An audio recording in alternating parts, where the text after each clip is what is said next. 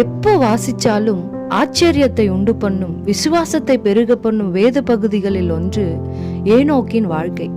சங்கீதம் 1:2, கர்த்தருடைய வேதத்தில் பிரியமாயிருந்து இரவும் பகலும் அவருடைய வேதத்தில் தியானமாயிருக்கிற மனுஷன் பாக்கியவான். பிரியமானவர்களே, ஆண்டவரோடு நடப்பதென்பது நம் வாழ்க்கைக்கு அதிமுக்கியமான ஒன்று. பாதைகள் தெரியாத போது கர்த்தருடைய வேதம் நமக்கு வழிகாட்டியாக இருக்கிறது.